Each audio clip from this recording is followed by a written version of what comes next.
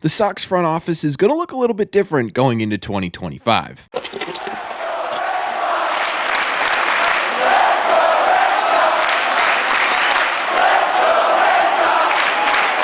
What is going on, everybody? Welcome back to Red Seat Radio. My name is Corbin. As the Red Sox arch rivals are now fighting for their 28th World Series championship, go Dodgers, the Red Sox are kind of stuck sitting on their hands a bit, right? They can't add or subtract any players until this World Series is over, but they can still make meaningful additions. So what we are going to do in today's video is we're going to take a look at the newest addition to the Boston Red Sox, what this means for the team, and what this could indicate about the 2025 offseason. Thank you all very much for clicking on this one.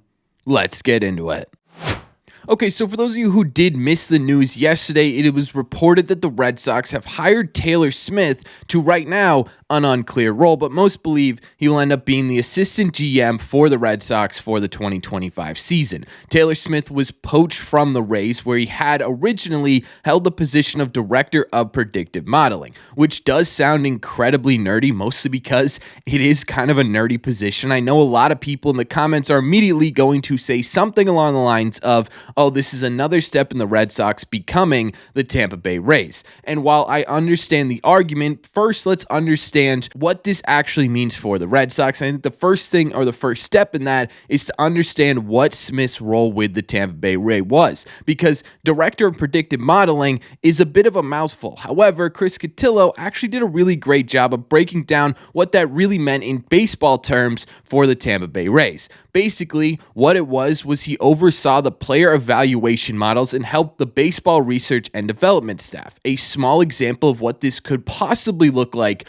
on the Boston Red Sox would be something along the lines of this. Taylor Smith took a look at every single one of Tanner Houck's sinkers this year based on movement and location and realized, hey, based on the modeling that we've created of these sinkers, right around August, Tanner Houck's movement changed on his sinker a bit, and it led to more contact on baseballs in the zone. Going forward through 2025, that's what this could possibly look like, and he then hands that information over to the pitching staff, who says, okay, we can make an adjustment or a fix for this, say around August when those things started happening. So now they are a bit prepared for a bit of a change in Tanner Houck's approach, and hopefully it alleviates some of the issues that could pop up with that. Another possible example of what this could mean in terms of the Red Sox is something along the lines of, okay, over the last 3 years, Rafael Devers' swing speed on fastballs high in the zone has consistently dropped in September, leading to a lot more strikeouts. Predictively, that's most likely going to happen again in 2025. How do we fix that issue before that issue arises? It does sound like an incredibly nerdy position, mostly because it is kind of an incredibly nerdy position, but it absolutely does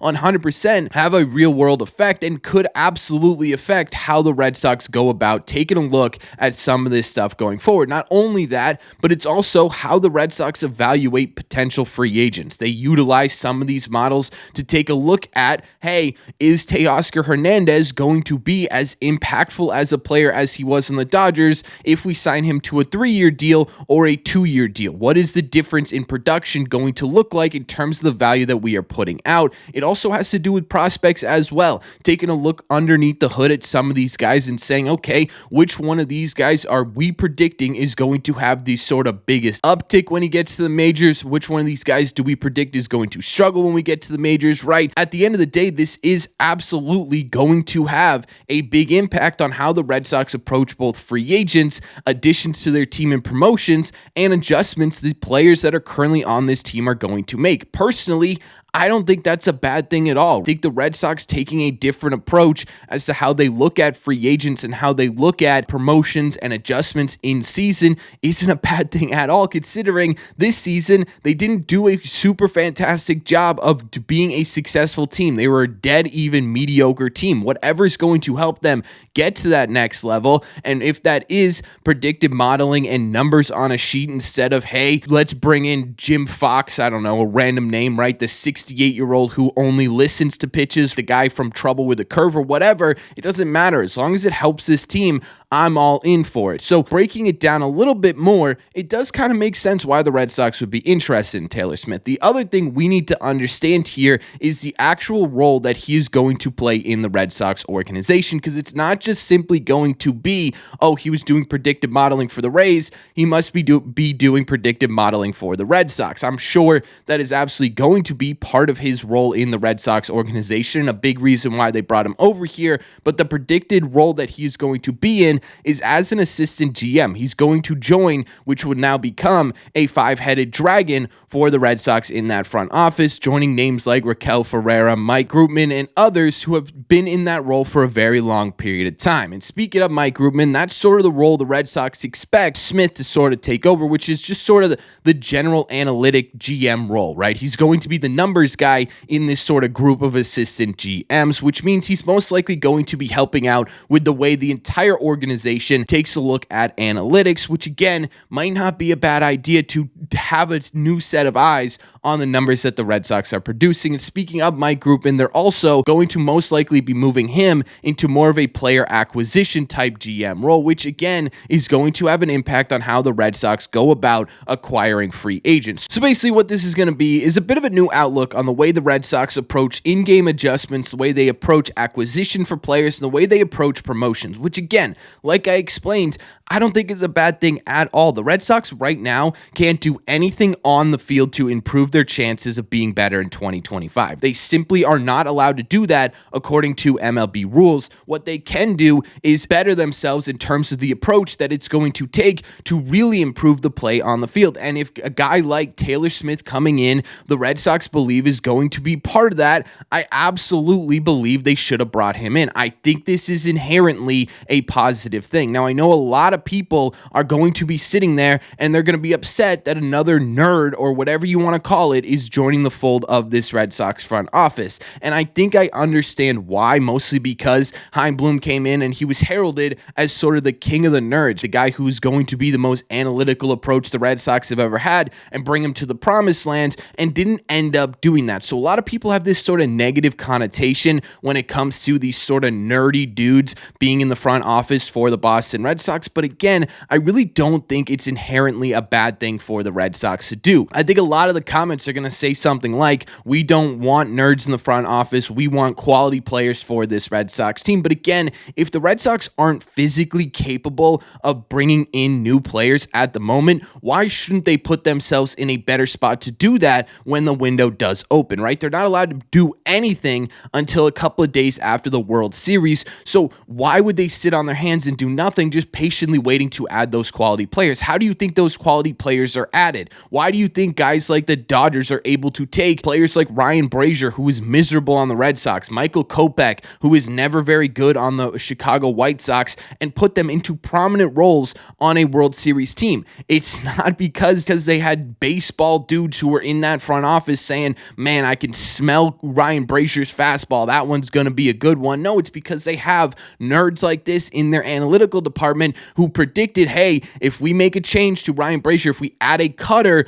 to Ryan Brazier, he's going to be a solidified player. And guess what? They're currently in the World Series. Now, obviously, it also has a lot to do with the fact that they paid $1 billion for Yamamoto and Shohei Ohtani and Mookie Betts, which is another really big part of this. But again, they were comfortable doing that because they understood that they could take these smaller projects, these guys who maybe didn't succeed on other teams, and make them useful and create depth out of nowhere and put themselves in a position to win, right? That's how baseball is done nowadays. And if the Red Sox can get better at it, well, they're going to put themselves in a better position to win. And at the end of the day, isn't that what we all want? Regardless of how it gets done, you want to see wins translated on the baseball field. And if Taylor Smith is a way to do that, then hey, Taylor Smith is a way to do that. And I'm all in on getting someone in here with a new mind and a new approach that could change the way the Red Sox are looking at acquisitions, because over the last couple of years, the Red Sox have made some successful acquisitions. I would consider Tyler O'Neill a successful acquisition. I think Moss is a semi-successful acquisition, right? But there have also been some losses as well that I think stand out when you're talking about the last couple of years for this Red Sox team. If they can find a way to avoid having those losses is in terms of new players acquired, then great. That's absolutely what they should be doing. And I think this is exactly what Craig Breslow is trying to do. He's trying to minimize these losses and create more wins for the Boston Red Sox. And I also want to say something about Craig Breslow as well, because this is his first real major transition of the Red Sox front office. This is the big addition he's made so far. So there's a lot riding on this kind of, right? This is going to be the guy that's sort of the new face of the new era for the Boston Red Sox. What's also interesting about this addition is it came coming off of an external audit, meaning an entirely impartial third party came into the Red Sox organization. They said, hey, wait a second, this, and this aren't entirely working, especially when it comes to how the rest of the league is going about doing this. And so for me, this could be a course correction start for the Red Sox. This could be a thing where they sort of go in here and they go, okay, thank you for the information. We're going to get our departments up to snuff. So when we're looking at free agents, we can do things like the Dodgers did, or even like the Yankees did, right? Where they take guys in and make them better players. If that's what it takes for the Red Sox to get there, I don't think this is a bad thing at all. I think there are going to be a lot of people complaining about this hire simply because it's nerdy and simply because it's not a $400 million player. But I do think there are a lot of positives when it comes to Taylor Smith. And so personally, I like this idea for now. I like the idea of getting a different set of eyes in here. I like the idea of going with a new approach to make acquisitions this offseason. Now, there is one more news item I did want to hit on before we wrap this thing up, and that is that Paul Tobani, one of the GMs for the Boston Red Sox, has started to gain steam as a potential heir to the GM throne for this Red Sox club. A lot of people are saying there's a lot of buzz around him becoming the next GM of the Red Sox, but we haven't really heard anything in terms of an official announcement or anything. It's just something to keep your eye on going forward. I like the idea of an internal hire, someone who's been here for a while, someone who sort of understands the organization at a level that Craig Breslow simply just doesn't, considering he doesn't have that experience. I like the idea of an internal hire for Breslow, so I'm kind of hoping this is the direction that he ends up going in. Again, we're probably not going to get any information on that for a couple of weeks, but it's been about a year, and Craig Breslow's been sort of flying out this solo. I mean, he does have obviously all those people that are in the organization that I'm sure he's leaning on. He's got Theo Epstein, obviously, in the organization that he's leaning on, but to have that number two would absolutely solidify, hopefully, a direction for the Boston Red Sox. So looking at this overall, again, I'm kind of excited about this. I don't know how much of an impact this is going to have on the Red Sox offseason, but if it's an indication that the Red Sox are changing the way that they approach looking at free agents and looking at promotions, I got to be excited about it a little bit because, again, the last couple of years, their approach simply has not worked. If they're going for something new, I think that's an indication that they're ready to try and compete again, but that's just my opinion. So let me know in the comment section down below, what do you guys think? What do you think about this new hire for the Red Sox? Do you like it? Do you not like it? After you took a second and thought about what it actually means for this Red Sox team, outside of this guy just being a nerd, does it change your opinion at all on the idea of bringing in some more data-driven guys, or does it do absolutely nothing for you? Let me know all your thoughts in the comment section down below. As always, if you made it to the end of this video, do me a favor, make sure you guys have hit that subscribe button if you haven't already. If you're new here, we talk Red Sox content almost every single day. Also, make sure you guys have hit the like button on this video as well. Just simply helps these videos out a ton, and it's the best way to let me know you're enjoying the content. Don't forget, if you want to listen instead of watch these episodes, all you got to do is head over your favorite podcasting app and look up Red Seat Radio. Thank you all very much for clicking on this one, and I will see you in the Red Seats.